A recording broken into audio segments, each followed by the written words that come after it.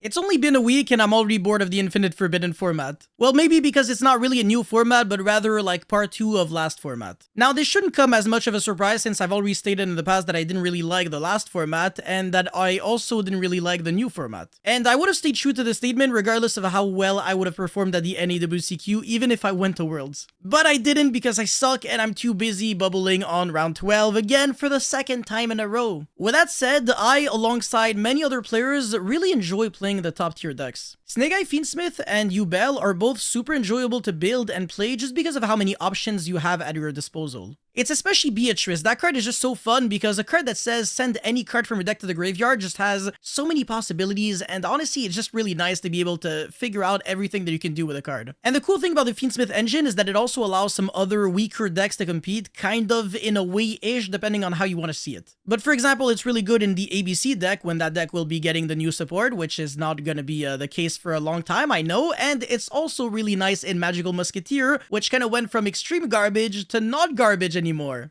Ayo, full Magical Musketeer video coming up real soon, by the way. Anyways, none of this really matters in the grand scheme of things. Most players, including myself, unfortunately, will disregard the existence of those decks just because the top tier decks are much better. Honestly, it doesn't really matter how creative we can be if the most efficient decks are also the most obvious ones. And again, we already knew that Fiendsmith Snake Eye and Fiendsmith Yubel would be the best decks just because of the OCG. And it also does not matter how enjoyable Fiendsmith Snake Eye and Yubel are to play if playing against them is not fun.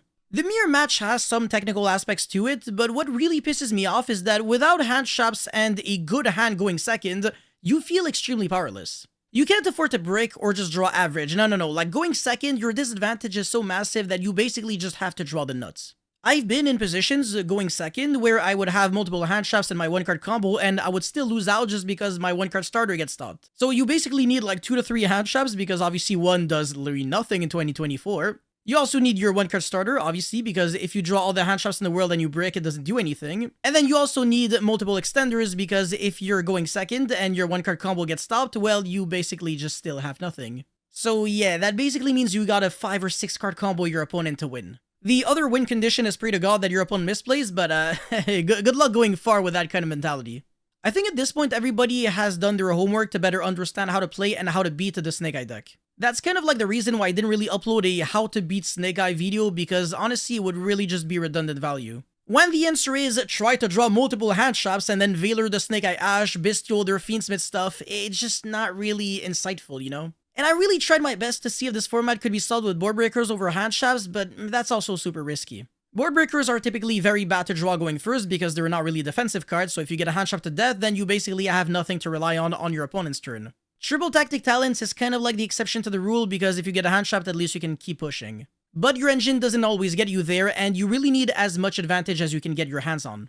Not to mention that board breakers do absolutely nothing against the Angel Blue Tears combo, which some people are actually going for right now. And you can get yourself any floodgate pretty much in the game out of the Angel Blue Tears combo, including Different Dimension Ground, Magic Deflector, D-Barrier, etc. Oh, and also without a hand traps, you're consistently losing to the FTK-like decks such as Despia, Centurion, and Gimmick Puppet, which is a real FTK deck. Not enjoyable one bit.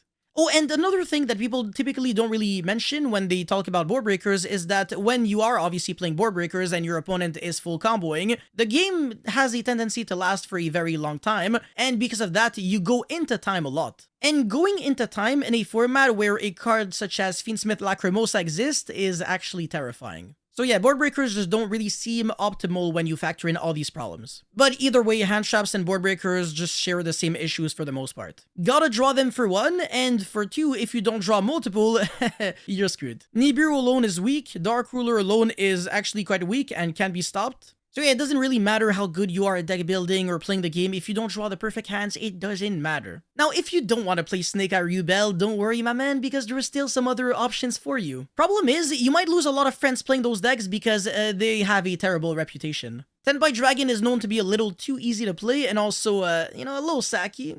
And Runic Stun is that Glue Eater deck that kind of just plays by itself. Now, you can hate on Snake Eye all you want, but at least that deck is actually quite complicated to pilot correctly. This puts us in a weird state where the best decks are fun to play because they have a lot of options, but they're also annoying to play against because they're a little too resilient and too powerful. And the other options are definitely not as fun to play and absolutely not fun to play against. Because I can promise you, I'd rather face mirror matches all day than play against Runic Stun all day. Unless we can actually increase the size of the side deck, then I'll complain a little less, but I have to dedicate like my entire side deck to like the top 2 or 3 decks. Which means I kind of have to say goodbye to all the backroom removal that would help my Runic Stun matchup. So yeah, this is kind of like the kind of format where you gotta pick your poison, and I hate it. You can't deck build to beat everything, and sometimes even the decks that you decide to respect, you still end up losing to them. It's just the nature of the format, what can I say? Anyways, all that to say that currently, I don't like the top decks. I don't like the other competitive options, and I don't like the time rules. I don't like hand traps, I don't like board breakers, and I don't like you. I don't like you because I love you. Thank you so much for watching this video. Really hope that you feel the same way I do. Otherwise, I'm just gonna go back to a corner and just cry on my own. And yeah, let me know how you feel about this format in the comment section below. Thank you guys so much for watching. Don't forget to like and subscribe, and I'll see you guys very soon. Peace.